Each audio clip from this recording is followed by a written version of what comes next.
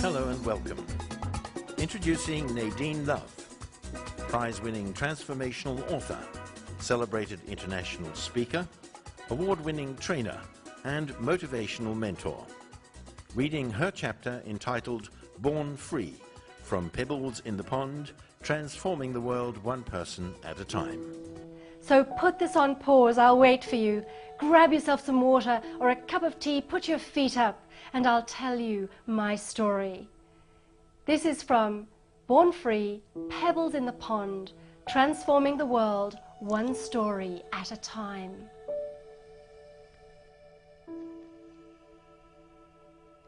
You're putting your baby's life at risk. This isn't about just jeopardizing your own life anymore. Dr. Parnell's hand trembled slightly as she pushed the pen into my steady hand. If you insist on going ahead, you'll have to sign this. Never had I been more certain. The silver pen poised in the air like a dart while I read the fine print. Dr. Parnell took the opportunity to continue. Her monologue seemed aimed at the corner of the room and not at me. You're advised to take the more responsible option. Have a cesarean section. With a tumor behind your eye, there's no knowing what damage will happen if you push. If the baby lived and... I've already explained. I'm not doing the traditional push. I've learned... Dr. Parnell cut in. The cranium is a sealed unit. You're a stroke candidate. My records show that you had a stroke in November 2000. There's your age, with the added complication of the tumor. I signed the document. I'd just agreed to take on sole liability for my life and that of my unborn child against medical advice. Mind you arrange for the rescue helicopter to be on alert. You'll have to get a temporary landing permit. I'd already made my application. I was well aware of the precautions necessary when living on an isolated 17-acre farm on an island. Mira leveled a kick that caught me under the ribs, and I relaxed, strangely reassured by the reminder of the individuality of the baby in my belly. I needed that. Seeing the words in print had unnerved me. Teresa walked in. She was a friend and fellow organic vineyard owner with 2 young boys. Her youngest, Elton, had been home birthed. Teresa was sure to be an ally. Nadine, you need to be sensible, she said to my surprise. You have that thing in your eye. You're not still thinking of having her at home, are you? Too risky, crazy. What does Bug say? Bug Steptoe was the island midwife, and I went to see her. Her cheeks were redder than usual as she ushered me in. I thought it best to name it. Been on the phone to Dr. Parnell? Bug nodded. Much as this isn't what I want to do, I have to advise you against a home birth. I know how much you want a natural birth on the farm, but you really are safer and better off to have a C-section at the National Women's Hospital. Your age is a concern anyhow, even if you had no other potentially life-threatening conditions. So how do I exercise my right to choose? I'm going to birth her naturally, on the farm and in water, with no medication and no invasive interventions. Are you saying you won't be involved? Bug gave a half smile of reassurance. It wasn't much, but it was something. I have to tell you, we don't recommend this. Mira adjusted her position. Comforting.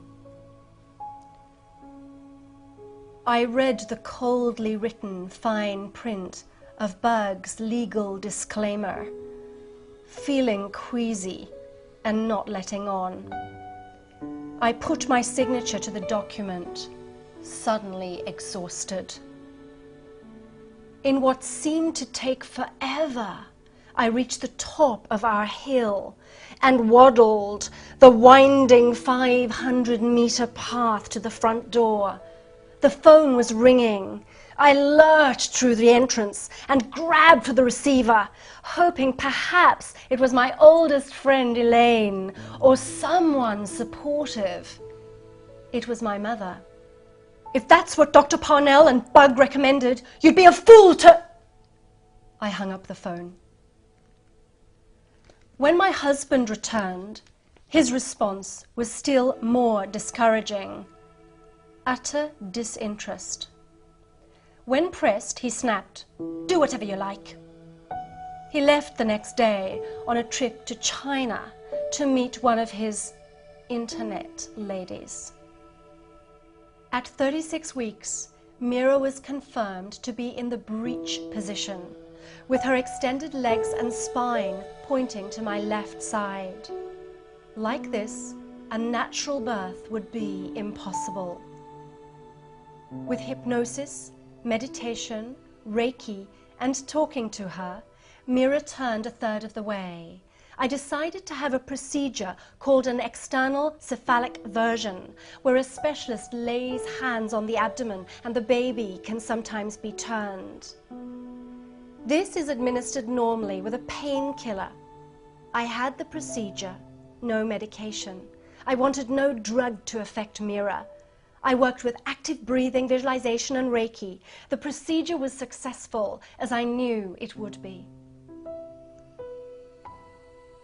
Valentine's Day. The cool rush of pre-dawn brushed my skin with champagne bubble delight. Today was the day Mira would be born. A soft brown owl sat on the deck, looking directly at me, so close I could reach out and touch him. I could make out the fine veins of his feathers and the grey and brown flecks in his yellow eyes. I laid my right hand on my belly, sharing the experience with Mira, silently communicating to her that on her special day, an owl had come to bid her welcome. When he took to his hushed flight, he flew toward me, gifting me a light caress on my cheek with his wingtip. I returned indoors, elated. Floating bowls of candles, crystals, and flowers were prepared, ready to light. Oil burners set with oils. Our large round spa bath had been built so the doors of the room opened onto the deck. The joyous time came. I languished in the water, laughed and sucked watermelon ice and made faces at Bug, who relaxed at the side of the spa. I breathed with the rhythm of my own body. I glowed, complete and in harmony with Mira's journey. At 4:04 p.m., in a kneeling squat in the warm water, I sang out a "Ho!" and drew my baby girl upward, receiving her into my own arms. She was luminous, born on a full moon. Could she be other than Mira Moonbeam? Fully present and triumphant, I cut the umbilical cord with a blessing. You shine your light, and I will always be here for you. Mira Moonbeam was not the only one conceived at her rugged inception. Through the process of deciding how I wanted to welcome my daughter into the world, I had to recommit to how I wanted to be in the world. The woman, the warrior, and the powerful mother were born in me at that time. The transformation enabled me to close the gate on a life in which I had held myself captive. I ended my marriage. I was free. I stood my ground against a medical model that conspires to remove the right of women to be fear-free at a time they deserve to be honored and empowered for the miraculous process of carrying and birthing a child. I researched, prepared, and educated myself fully. I was fit. I continue to take sole responsibility for my life. I've designed a total reset. I cleared the beliefs that brought on life-threatening illness, sabotaged my successes, and crushed close relationships. I've worked with the best mentors in the world. I've upskilled to be at the leading edge of strategy creation for personal transformation. The tumor behind my eye miraculously calcified, and my eyesight has been restored fully. I have a blessed relationship with a man who supports my independence, growth, and commitment to service excellence. He's an involved and loving father to Mira. Together, we answer a shared calling to contribute from our consciousness to our community. I love my life as an NLP trainer, mentor, and author. My days are filled with helping others to find passion, purpose, and prosperity. The way I approached Mira's birth became my sacred 7-step blueprint to finding happiness and success, and here it is for you, so that you can enjoy transformation without making the same mistakes that I made along the way. Number 1, be you. Back yourself. Decide on what you want. Work on your beliefs and values to ensure that they support achieving your heart's true desire. Never sell out on the core of who you are. Number 2, find your personal mission and purpose. Measure all your decisions against these, and you'll remain aligned. Number 3, educate yourself thoroughly on all levels, practically and metaphysically. Number 4, have an open mind and an open heart while knowing when to say no. Cultivate flexibility. Number 5, be brave and bold in backing yourself by taking action consistently. Number 6, be fully present. All we have is unfolding moments of now. Number 7, be generous and grateful.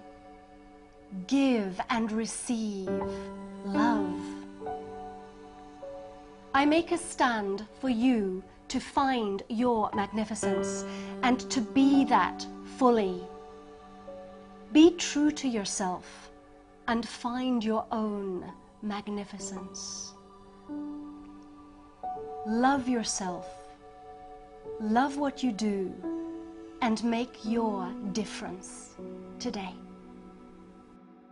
Nadine Love, prize-winning transformational author, celebrated international speaker, award-winning trainer, and motivational mentor. Reading her chapter entitled Born Free, From Pebbles in the Pond, Transforming the World One Person at a Time.